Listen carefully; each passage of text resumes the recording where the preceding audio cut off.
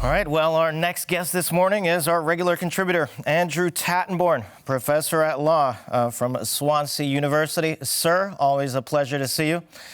Good morning. I'm delighted to be woken up by such music. Exactly, certainly. It's lovely. All right, I don't know how they're going to welcome Mr. Sunak. They weren't prepared for his visit. It's rather a surprise visit. I wanted to start with that. Why the surprise? Why the secrecy here? I think Britain always has a tradition of never revealing the movements of the Prime Minister until the last minute. I don't think that there's anything more to read into it than that. This visit has been foreshadowed in the news as likely to happen soon for some time. But you can see why Donald Tusk wants to build close relations with Rishi Sunak. There are obviously fences to mend. Donald Tusk is, of course, primarily a very strong pro-European. Rishi Sunak never made any secret of his support for British withdrawal from the European Union. But what they do very much have in common in this visit is the subject of security.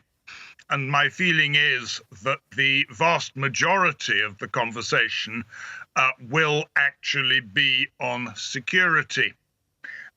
You may have noticed that there's a third person at the party, who's Jens Stoltenberg from NATO, who I understand is also visiting Donald Tusk today.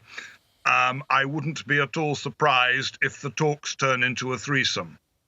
Right. Well, it certainly sounds like it. Now, talking about Rishi Sunak, I mean, he's facing rather uncomfortable circumstances at home, is he not?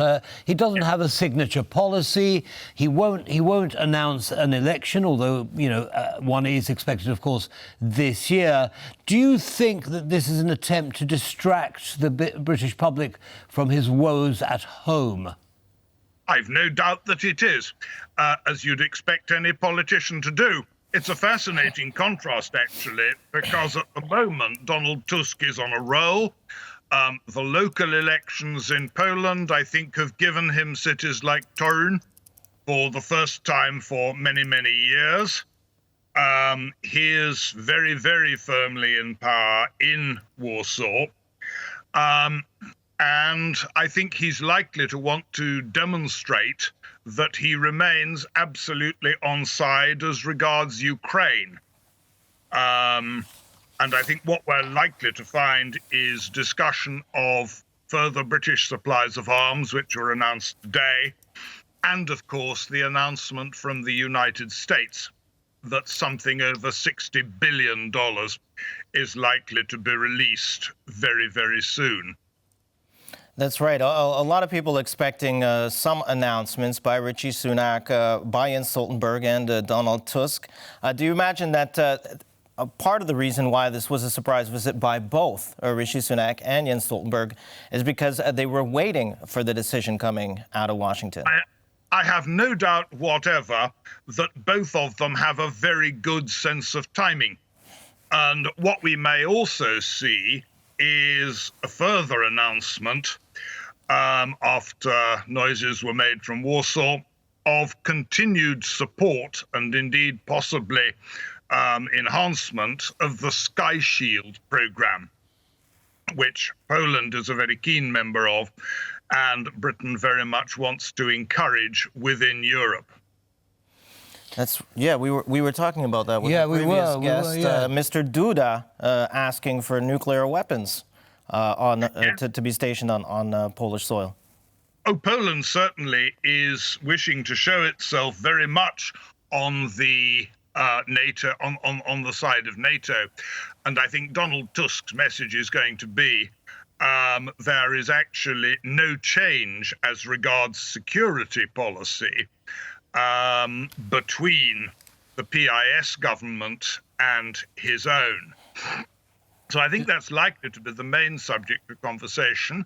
There may also be exchanges on Israel, where my understanding is that there isn't a great deal of disagreement between the two. There might be one small ghost at the feast, which is the proposed sale of Orlen, which a number of people think may compromise Poland's self-sufficiency in energy. Yes, quite a complex package. If I can just go back to the UK, Professor, for a second, with Rishi Sunak. I mean, he hasn't had much success with the uncontrolled illegal immigration, people on boats coming into the country. But he now wants to ban smoking, which has attracted some ridicule. Boris Johnson said to a Canadian audience, "The party of Winston Churchill wants to ban cigars. Donnez-moi un break," as they say in Quebec. What's all that about? Well, the trouble is that Rishi Sunak is a slightly peculiar kind of conservative. He's a large state, almost technocratic conservative. And that is one of his difficulties because... Isn't that an oxymoron, though? Not necessarily. There is a long tradition of slightly left-wing conservatives believing in increased powers for the state.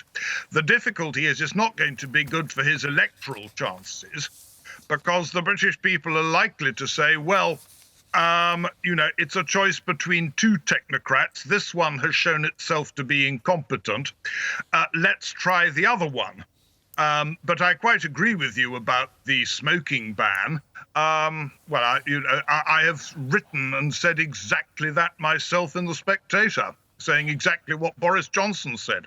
Yeah, it is strange. It's a sad time. I really and speaking of Canada, Canada also banning anything they possibly can. Banning. If it's fun, ban it. Exactly. If it's fun, ban it. All right. And actually, I wanted to get back to what you mentioned about the sale of Orlen. What are they? So you mentioned that they're still considering this, and who are they considering selling it to? Well, that is the worry. They're thinking of selling it to Germany, which actually has been rather bad when it comes to energy self-sufficiency. Certainly. There is a suspicion that this is being done, I think, to help balance the books. There are also dark rumors about the fact, one, that the previous CEO of Orlen, a man called Daniel Obajtek, was fairly promptly sacked by the government. And you also have to remember that another government minister, Bartłomiej Sienkiewicz, is, I understand, mired in scandal over certain connections with the importation of Russian oil. So this is actually, I suspect, a story that's going to run and run. I think, this is a story that we need to tell, especially because Orlen, from at least from what I know, and I did a lot of programs with Orlen as well, visiting all of the investments that they made during the past few years. I mean, huge investments. They bought up most of the gas stations, even in Austria, etc. It doesn't seem like a company that's in trouble. No, it isn't. That's why I'm suspecting that this may be a sale to help balance the books. Right. The government's books. Yes, in order to make a little bit, to make a certain amount of money for the state. I can't see any other good reason to sell Orlen.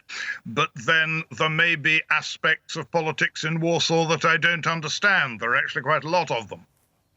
Yeah, very often the case, isn't it? Very often the case. You're never sure what's going on under the surface. Yeah, if you enter the media space here, I don't think most people understand. Maybe even the people in the parliament. Anyway, Mr. Tettenborn, always a pleasure speaking with you. Thanks so much for joining us. Great to see you again. Thank you for having me.